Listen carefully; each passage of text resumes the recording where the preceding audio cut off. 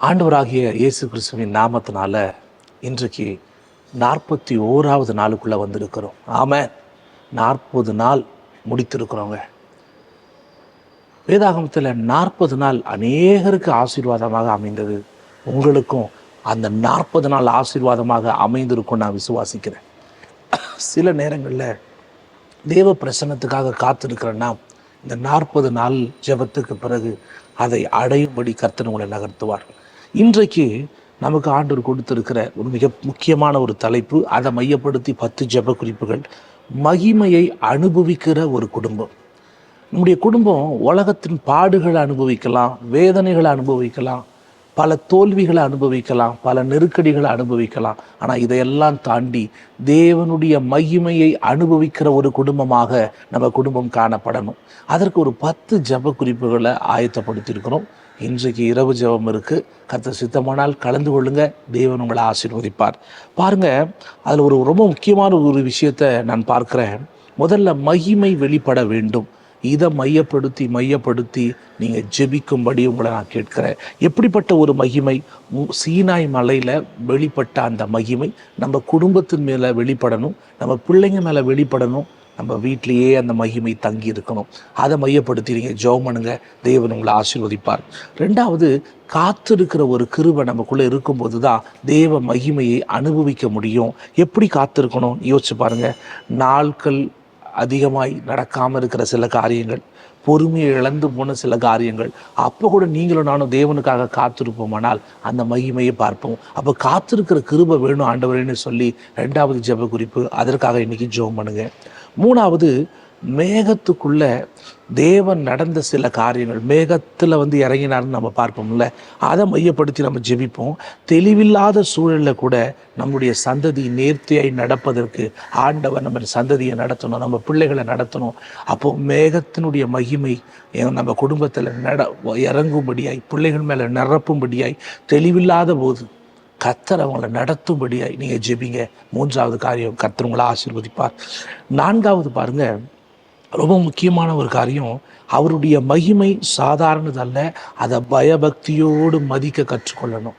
சில நேரத்தில் தெய்வ மகிமை நம்ம மேலே இருக்கிறதே மறந்து உலக வாழ்க்கையில் நம்ம பிள்ளைங்க இருப்பாங்க, நம்ம குடும்பம் இருக்கும். இல்லை, மகிமையை மதிக்கிற பிள்ளைகளாக நம்ம குடும்பத்தில் ஒவ்வொருவரும் இருக்கணும்னு சொல்லி நீங்கள் ஜெபிக்கும்படி நான் உங்களை கேட்குறேன். 4வது காரியம். 5வது காரியம் பாருங்க, நம்ம தலைமுறைக்கு ஒரு வெளிப்பாடு இருக்கணும். அது என்ன வெளிப்பாடுனா, மகிமையை உணர்ந்து வளருகிறவர்களாய், சீனாய் மலையினுடைய மகிமையை எப்படி மோசே உணர்ந்தாரோ, இஸ்ரவேலர்கள் உணர்ந்தார்களோ, அது போல நம்ம குடும்பம் உணரணும். அவர் மகிமையை அசால்ட்டாக பார்க்கக்கூடாதுங்க. அதை மையப்படுத்தி இந்த 5வது காரியத்துக்காக, 6வது காரியத்துக்காக நீங்கள் ஜெபம் பண்ணுங்க. தேவன் உங்களை ஆசீர்வதிப்பார். ஒரு ஆமேன்னு சொல்லுங்களேன். ஹல்லேலூயா. ஏன்னா நம்முடைய வாழ்க்கையில் நிறைய நேரத்தில் குடும்பத்தில் மகிமையை இழந்து போகிறவர்களாக இருக்கக்கூடாது, மகிமையில் நிரப்பப்பட்டவர்களாக இருக்கணும். வசனம் சொல்லுகிறது, அநேகர் தேவ மகிமை இழந்தார்கள். அப்படி இருக்கக்கூடாது, அந்த மகிமையில் நினைத்திருக்கணும். அப்படிப்பட்ட ஆசீர்வாதத்துக்காக ஜெபம் பண்ணுங்க. தேவன் உங்களை ஆசீர்வதிப்பார். 6வது பாருங்க, அதான் மகிமை, நம்ம தலைமுறை மகிமை உள்ளது.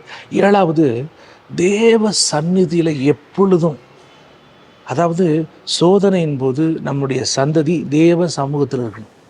ஒருத்தர் மகிமையை பார்க்கணும், அனுபவிக்கணும்.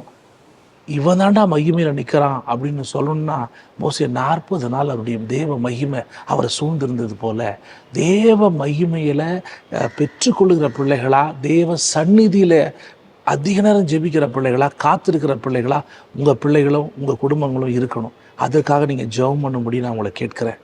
தேவ சந்நிதியில் காத்திருக்கிற ஜெபம், தகப்பன் கணவன் ஜெபிக்கணும், மனைவி ஜெபிக்கணும். அப்படி ஜெபிக்கும் போது தேவன் அந்த அபிஷேகத்தில் உங்கள் குடும்பத்தை ரொம்ப அழகாக நடத்துவாருங்க. மிஸ் பண்ணாதீங்க. கர்த்தர் உங்களை ஆசீர்வதிப்பார். 8வது பாருங்க, தேவ மகிமை நம்ம மேலே இருக்கணும்னா, தங்கி இருக்கணும்னா, பரிசுத்த வாழ்வு, மகிமைக்கு கேற்ற வாழ்க்கை நம்ம குடும்பத்தில் இருக்கணும். அநேகருக்கு உதவுகிற பிள்ளைகளாக இருக்கணும். அப்போது பரிசுத்த வாழ்க்கை இருந்தால் தான் தேவ மகிமை நம்ம பிள்ளைகள் மேலே இருக்கணும். உலக இச்சை, உலக காரியம், உலக ஆசை, உலகத்தின் அடையாளம், இதெல்லாம் நம்ம பிள்ளைங்க மேலே இல்லாதபடி அதெல்லாம் தூக்கி போட்டு தேவனுக்கு உண்மை உள்ளவர்களாக உங்கள் பிள்ளைகளும் நம்முடைய குடும்பமும் இருக்கும்படி அந்த பரிசுத்த வாழ்க்கைக்காக ஜெபம் பண்ணுங்க. தேவன் அப்படியே நடத்துவார். 8வது காரியம் அது. 9வது, நெருக்கமான உறவு. அதாவது தூரத்தில் அல்ல, தேவனுக்கு நெருக்கமான ஒரு உறவு. சில பேர் நல்லா 1 hour ஜெபம் பண்ணுவாங்க, வெளியே போய் பாவத்தை செய்வாங்க. அப்படி இல்லை, வெளியே போனாலும் கர்த்தர் பார்க்குறார். ஜெபம் பண்ணும்போது போர்த்திபருடைய மனைவி யோசேப்பை அழைக்கலை. அவன் வேலை செஞ்சிட்டு இருக்கும்போது யோசேப்பை அழைக்கிறான் தப்பு செய்யும்படி. யோசேப்பு என்ன பண்ணுறாரு? வேலை தான் செஞ்சிட்ருக்காரு. அப்போ கடவுளுக்கு பயப்படணும் அவசியம் இல்லை. அதை நினைக்கல, என்ன ஆண்டவர் பார்க்குறான்னு வெளியே ஓடி வந்தார். அந்த நெருக்கமான உறவு நம்ம பிள்ளைகளுக்குள்ளே இருக்கணும். தேவனுக்கும் அவங்களுக்குள்ள ஒரு நெருக்கமான உறவு மனைவிக்கு இருக்கணும், கணவருக்கு இருக்கணும், பிள்ளைகளுக்கு இருக்கணும், அப்பா அம்மாவுக்கு இருக்கணும், மாமனார் மாமியார் இருக்கணும், பெரியப்பா பெரியம்மா இருக்கணும், சித்தப்பா சித்திக்குள்ள இருக்கணும். அதை சொல்லி நீங்கள் ஜெபம் பண்ணுங்க. உங்கள் குடும்பம் தேவ மகிமையை பார்க்கும். 10வது ரொம்ப முக்கியமான ஒரு விஷயம், விசுவாச அறிக்கை. ஏமேன். சீனாய் மலையில் வெளிப்பட்டது போல அவருடைய மகிமையின் அடையாளம் நம்ம குடும்பத்தின் மீது வெளிப்படணும். அதை நம்ம குடும்பம் அனுபவிக்கணும். அப்படிப்பட்ட விஷயம் நடக்கணும். பாருங்கள், சீனாய் மலையை விசுவாசத்தோடு பாருங்கள், விசுவாச கண்களோடு பாருங்கள். தடைகளை தாண்டி, பிரச்சனைகளை தாண்டி தேவ மகிமையின் அடையாளம் உங்கள் பிள்ளைகளை எல்லா விதத்திலையும் நடத்துவதற்கு ஏற்ற மகிமையை கர்த்தர் உங்கள் குடும்பத்துக்கு கொடுத்துருக்கிறார். ஒரு ஆமீன் சொல்லலாமே. பிரச்சனை இருக்கா? போராட்டம் அதிகமாக இருக்கா? நெருக்கத்தை உங்களால் அனுபவிக்க முடியாமல் வலியோடும் வேதனையோடும் டிவியில் இந்த நிகழ்வை பார்த்துட்ருக்கீங்களா? விசுவாசத்தோடு சொல்லுங்கள், என் பிள்ளை மகிமையில் இருப்பான், என் கணவர் தேவ மகிமையில் இருப்பாங்க. சீனாய் மலையினுடைய மகிமை எங்கள் குடும்பத்தின் மீது தங்கியிருக்கும், எங்கள் வீட்டில் தங்கியிருக்கும். இனி பிரச்சனை எங்கள் வீட்டில் கிடையாது, இனி நெருக்கடி எங்கள் வீட்டில் கிடையாது, இனி அவமானம் எங்கள் வீட்டில் கிடையாது, போராட்டம் எங்கள் வீட்டில் கிடையாதுன்னு சொல்லத்தக்கதான காரியம் நடப்பதற்கு ஜெபம் டிவியை பார்த்து கொண்டு இருக்கிற கர்த்தருடைய பிள்ளைங்க உள்ளத்தின் ஆழத்திலிருந்து ஆண்டவரை நோக்கி பார்த்து ஸ்தோத்திரம் பண்ணுங்கள். ஆண்டவர் உங்கள் வாழ்க்கையை மாற்றுவார். தகப்பனே, இந்த 9 ஜெப குறிப்புகள், 10வது விசுவாச அறிக்கை, இந்த 10 காரியங்களும் எங்கள் ஜனங்க வாழ்க்கையில் பலமாய் வெளிப்படுத்தும்பா. தடைகளை தாண்டி, பிரச்சனைகளை தாண்டி, போராட்டங்களை தாண்டி சகலத்தையும் நன்மைக்கு எதுவாக சாட்சி சொல்லுகிற பிள்ளைகளாக இந்த 41வது நாளில் கர்த்தர் மாற்றுங்க. எங்கள் ஜனங்களை ஆசீர்வதிங்க, பலப்படுத்துங்க. இயேசுவின் மூலம் ஜெபிக்கிறோம் பிதாவே. ஆமென், ஆமென், ஆமென்.